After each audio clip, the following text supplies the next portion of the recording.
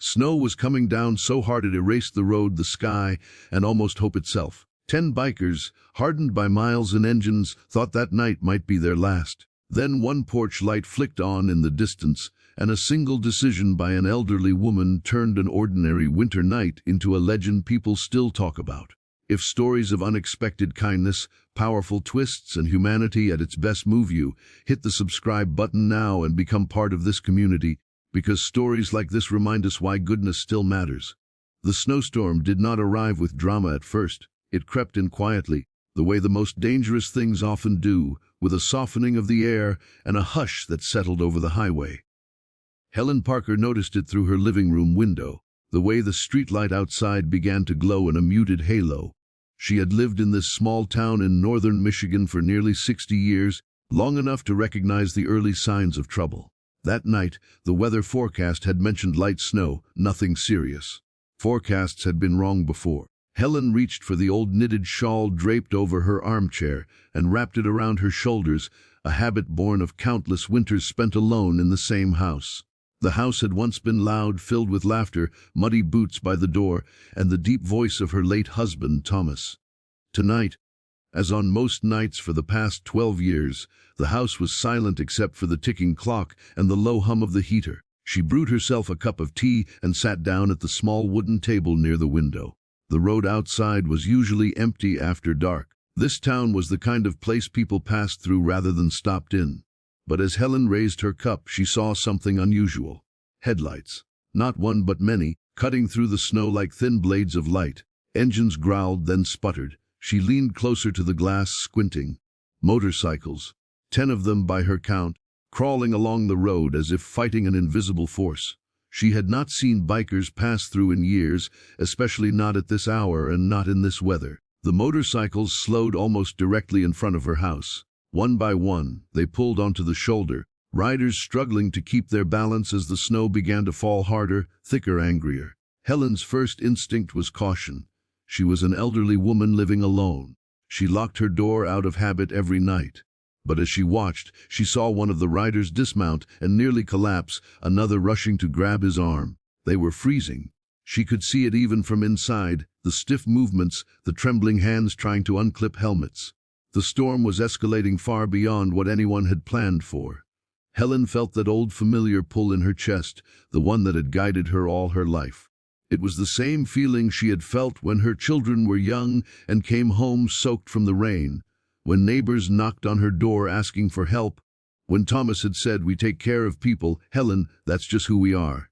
She set her tea down, stood up slowly, and walked toward the front door. Outside, the wind howled as she opened it, snow rushing in like it had been waiting for permission.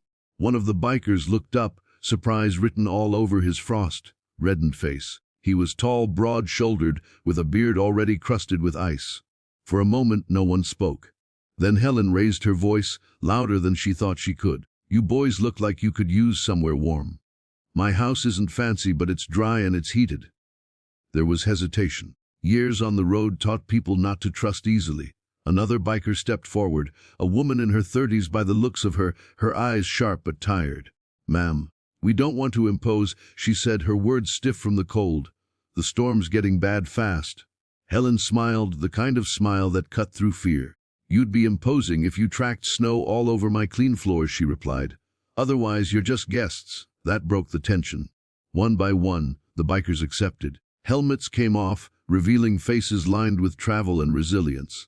They stomped snow from their boots and crowded into Helen's small living room, which suddenly felt very small. She handed out old towels without a word, ushered them toward the heater vents, and disappeared into the kitchen.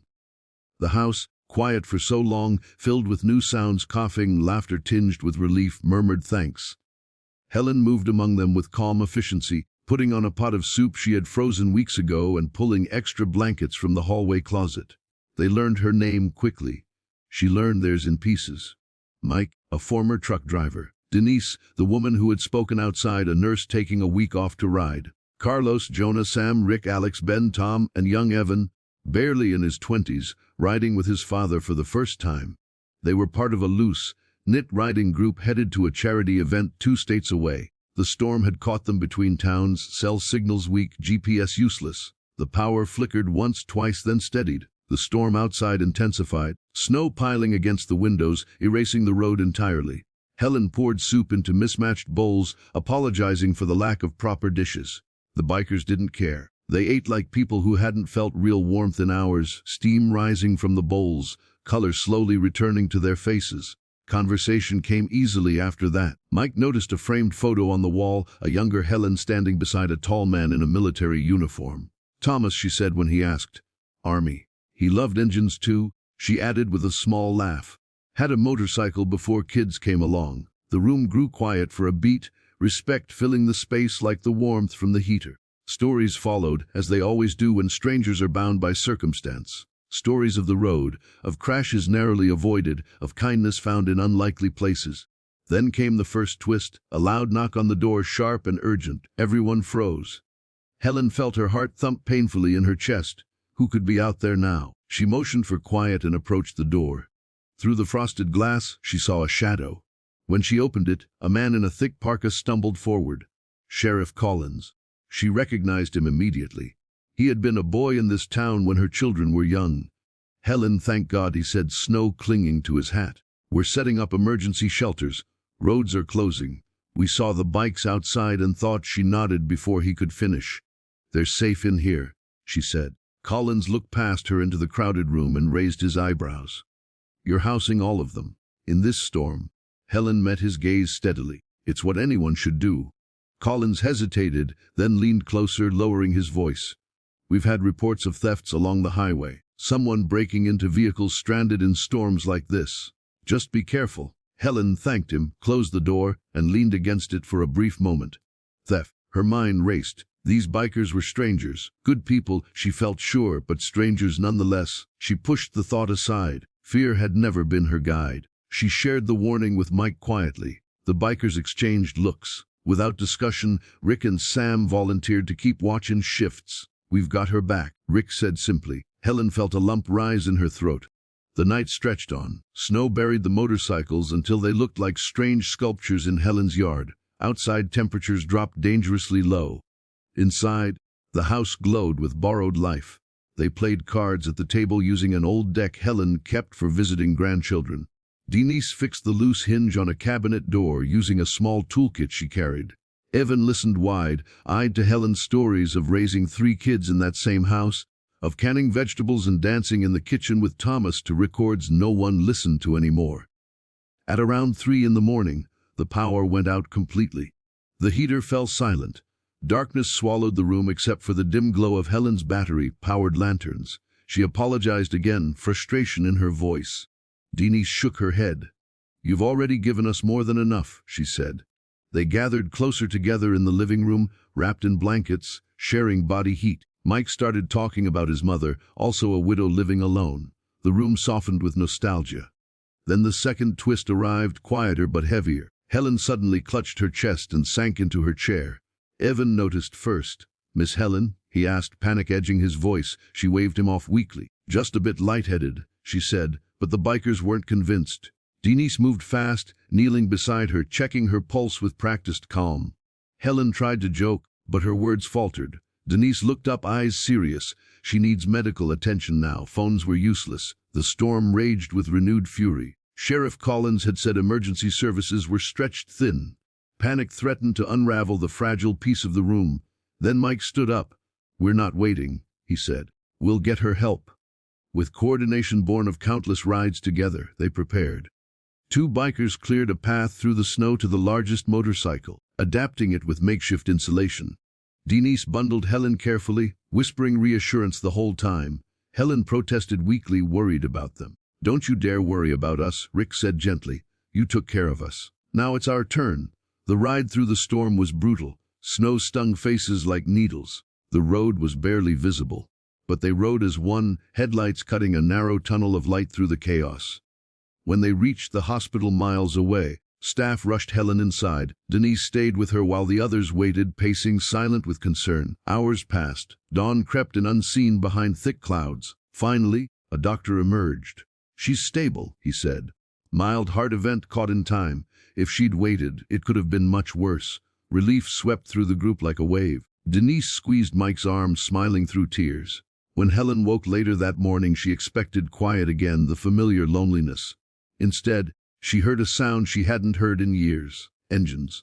Now and many. She asked a nurse to help her to the window. Outside, lining the hospital lot and spilling onto the road beyond, were motorcycles, not 10, not 20, nearly 100, bikes of every shape and color, riders standing beside them, helmets under arms, waiting. Word had spread overnight. The riding community was vast and tightly woven.